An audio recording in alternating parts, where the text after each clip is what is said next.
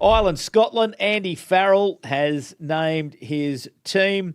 4 changes to the side that defeated Wales. Tommy O'Brien is on the wing as takes over for James Lowe.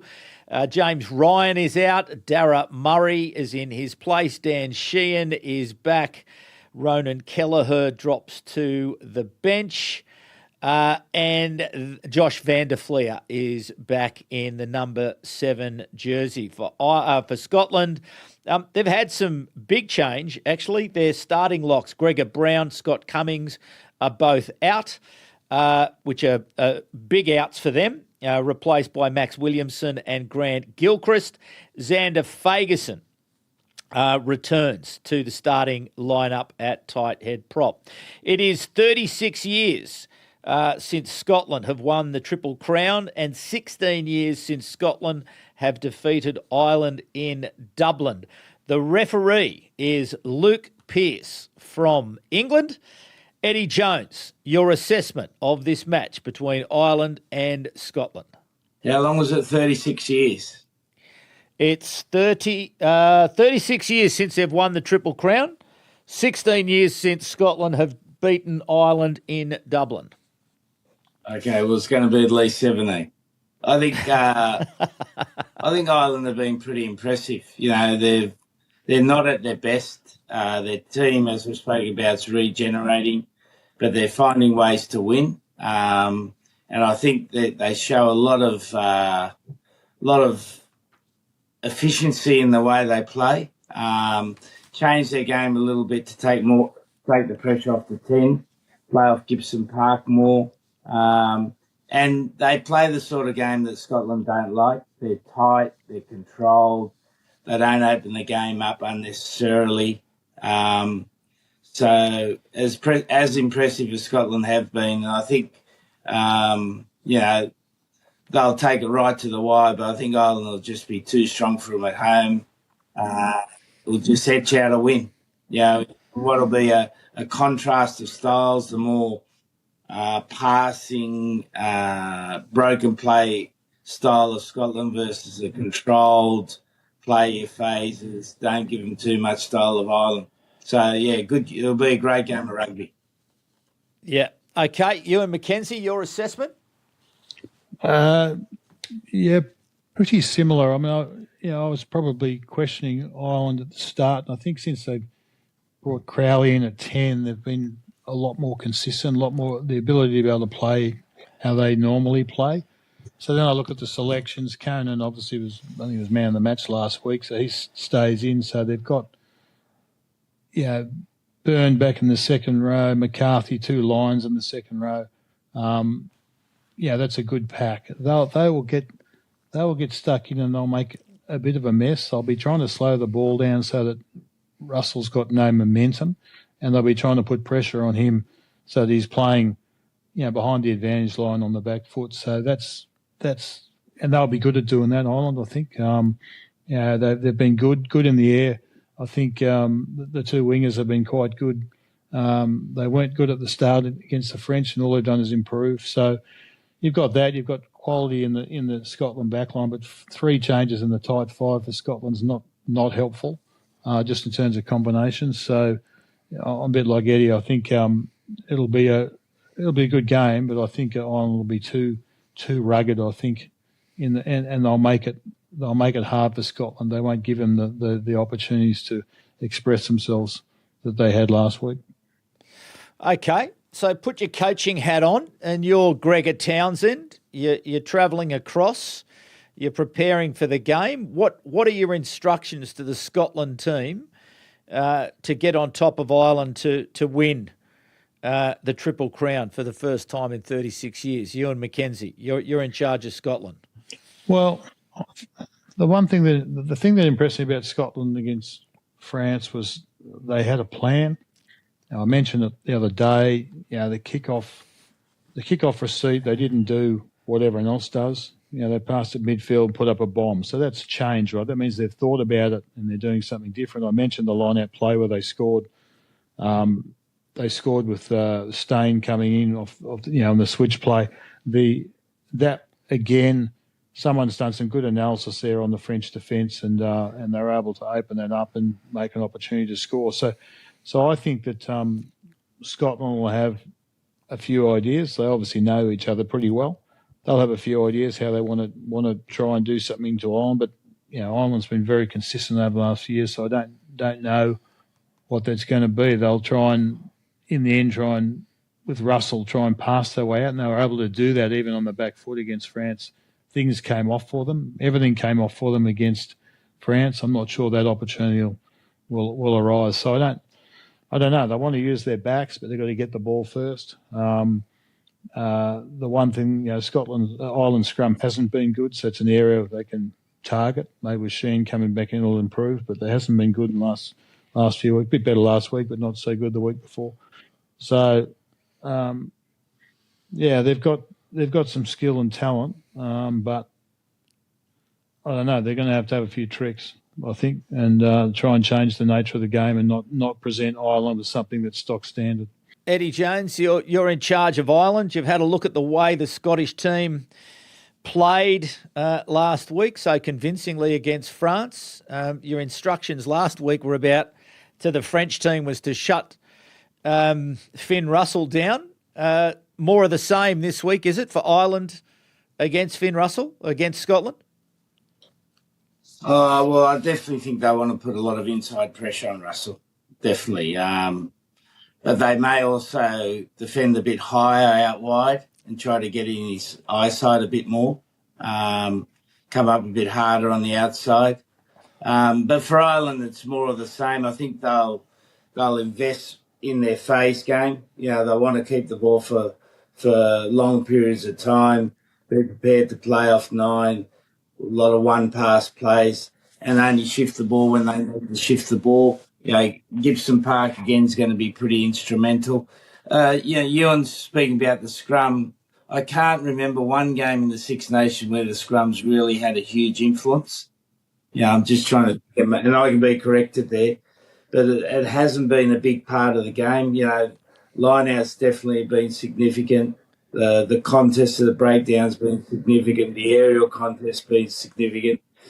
And for this period now, the scrum has ceased to be, in my view, and again, I can be corrected on this, and Ewan's probably got some views, is not really influential in the game.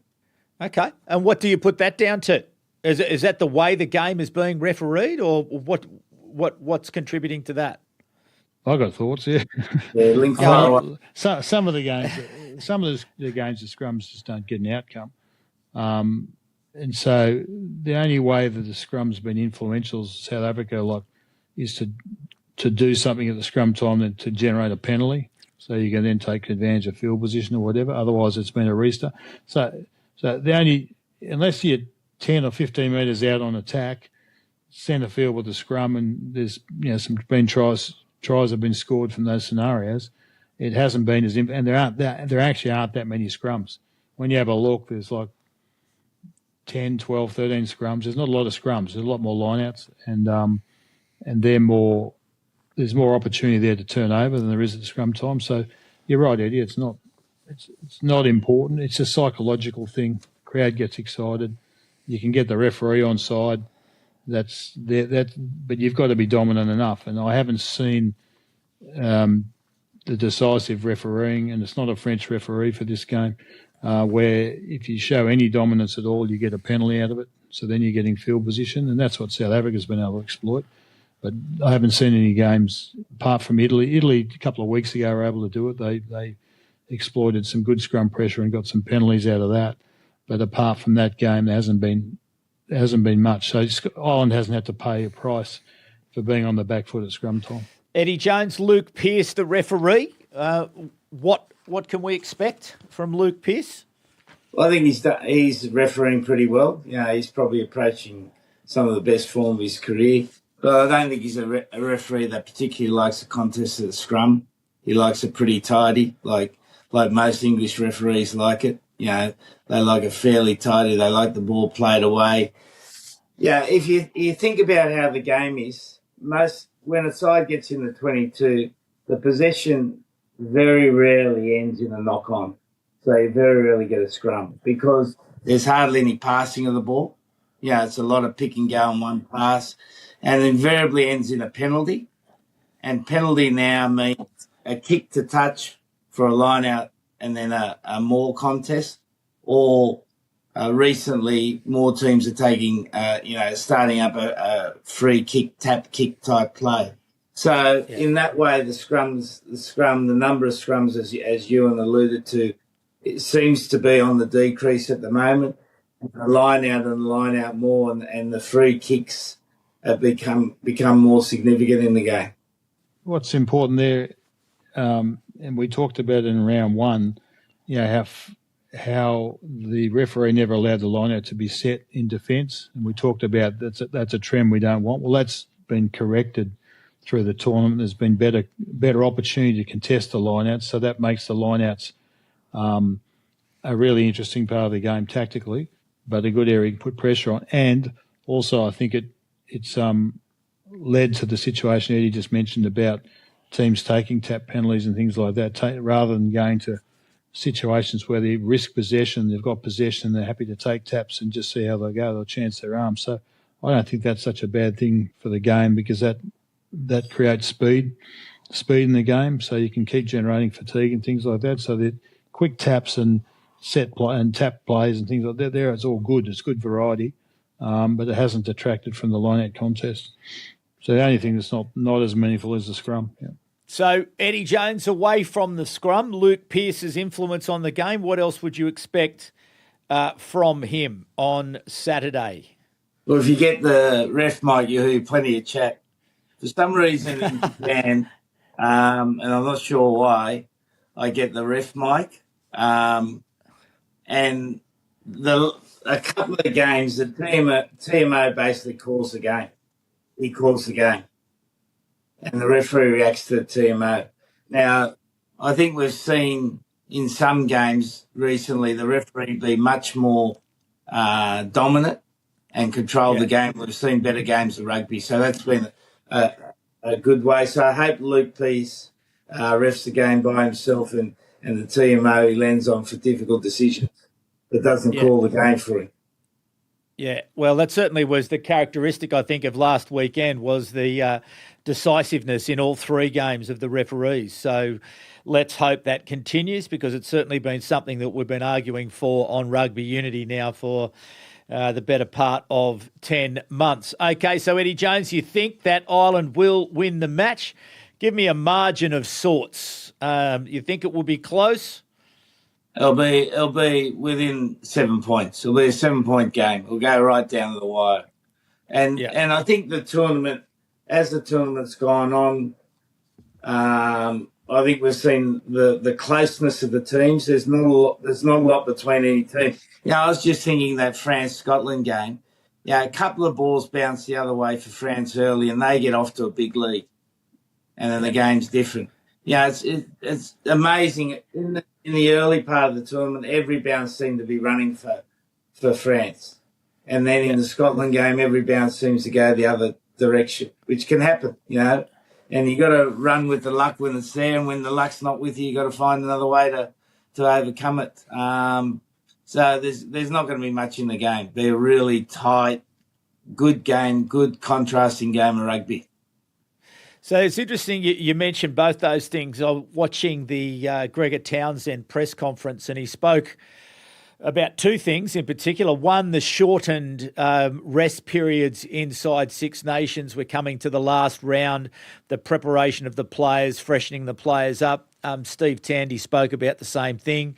And the second point was that the mental side of managing momentum shifts in the game.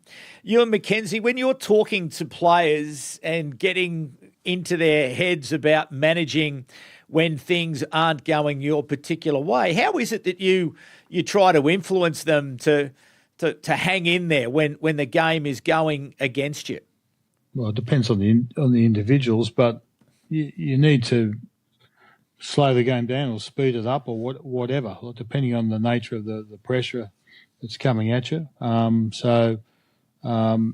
You need to find time. You see that in all sports. I was watching darts the other day, and I was watching darts You the got other too day. much time on your hands, mate. Mate, I love the darts, and Luke Littler's opponent. All he did was just walk slowly to go and get his darts off the board. Like, it was annoyingly slow. It's like watching, he's doing it deliberately. All he's doing is buying time and trying to change the momentum of the match, and break the rhythm of the other guy. So that's what you need to do. You got to change things. So you got to recognise it as a coach. Sometimes you can see it better. Players can't feel it, but team sport, it's a bit harder because you need a bunch of people to be able to recognise and maybe change things. So tempo is a really important part. Dealing with the referees and there's a whole lot of different things you can do that might help you get out of it. But getting offside with the referee is not what you want to do. Getting onside with the referee, so you've got to do things that that can help you try and arrest that situation. And then tactically, hopefully you're getting feedback from the sideline or whatever, from the bench, players on the bench, everyone's watching, some feedback and see if you can change things. You might just simplify your attack. The temptation is just to kick it away maybe and chase and give the opposition the ball maybe, and then see how they go. Back your defence. But I don't know the scenario. It depends on the scenario, and then there's a bunch of ways you can react to it.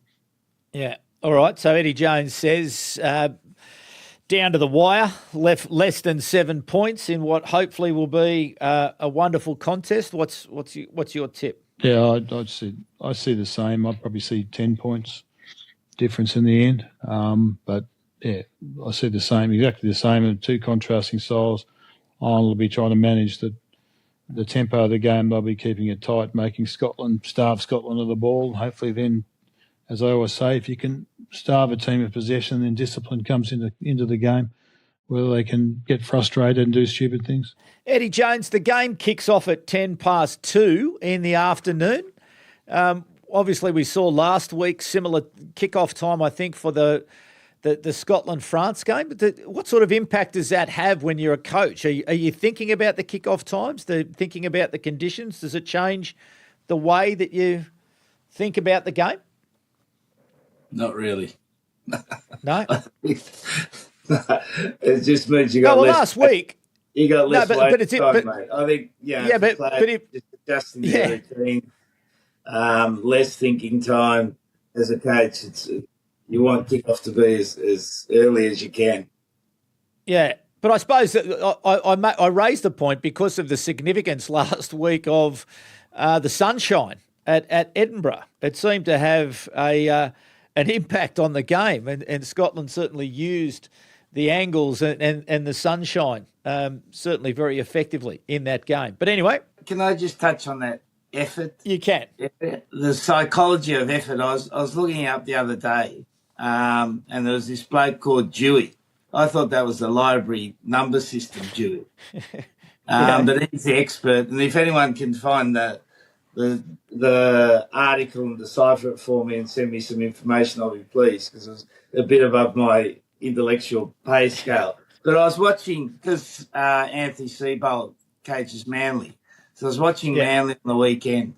They get out early lead, play really well, and then the Raiders pump them for 50 minutes, put 28, goes 28-14, and Manly look like they've got no energy, no effort, and it looks like they're beaten.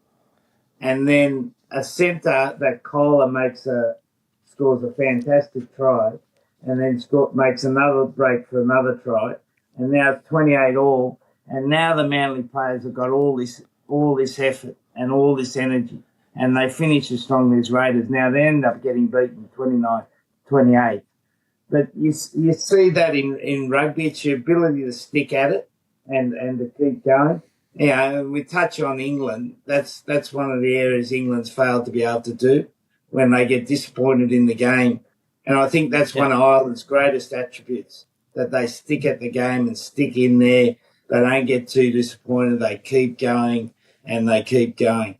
We saw that in the Brumbies-Reds game last week.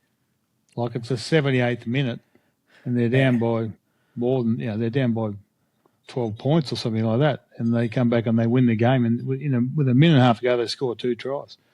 So you got to have the attitude that you can still get there. And you got to be able to And yes, you can argue about refereeing decisions, but in the end, they're able to retain the ball and recycle and do that long enough to be able to get that second score and win the game. So, yeah, you think you're out of it, but you're not. That's what. So you've got to have the ability. You need players that can have the foresight to sort of break down the difference and work out that that you can do anything if you set your mind to it as a group, as a collective. But you need everyone. You can't have a flat tire in there. So everyone's got to have that belief.